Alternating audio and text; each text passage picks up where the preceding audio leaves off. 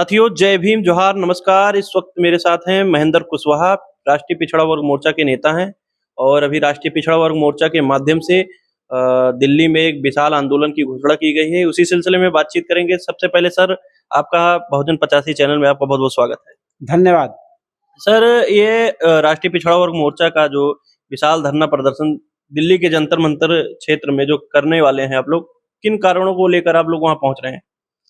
मैं महेंद्र कुशवाहा, प्रदेश समीक्षा प्रभारी, राष्ट्रीय पिछड़ा वर्ग मोर्चा उत्तर प्रदेश। ये जो धरना प्रदर्शन हो रहा है, ये राष्ट्रीय पिछड़ा वर्ग मोर्चा के द्वारा 4 चरण का आंदोलन घोषित किया गया था। ये तीसरा चरण है। राष्ट्रीय लेवल पे धरना प्रदर्शन किया जा रहा है जंतर मंतर पे। तो इसके जो मुद्दे हैं, पहला मुद्दा है ओबीसी की जाति जनगणना को लेकर के न्याय के लिए आंदोलन है।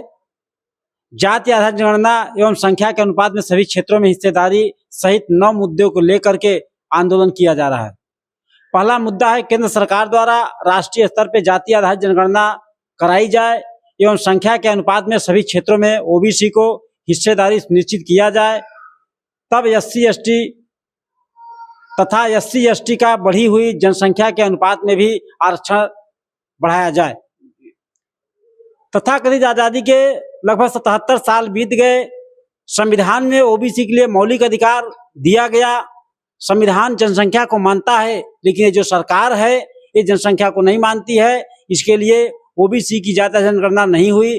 जनगणना न होने के वजह से ओबीसी को 52% ओबीसी को 52% नौकरियां नहीं मिली। षड्यंत्र करके 27% मिली, उसमें भी क्रीमी लेयर लगाया गया, जिसके वजह से ओबीसी का बहुत बड़ा सत्यानाश हुआ। देखने को मिलता है कि जब ओबीसी की तमाम जो ओबीसी की पार्टियां हैं, जब चुनाव आता है तब जैसे बरसाती मेढक होते हैं, उसी समय ओबीसी जनगणना की बात करेंगे, ओबीसी याद आता है। लेकिन जैसे चुनाव बीत जाता है, इस समय कोई जातीय जनगणना की बात नहीं कर रहा। आपका राष्ट्रीय पिछड़ा वर्ग मोर्चा इतना बड़ा आंदोलन कर रहा है, लेकिन कोई भी पॉलिटिकल पार्टियां क्या आपको कोई समर्थन देती हैं? हमारे इसमें राष्ट्रीय पिछड़ा वर्ग मोर्चा को पॉलिटिकल पार्टी एक बहुजन मुक्ति पार्टी है, वही समर्थन देती है।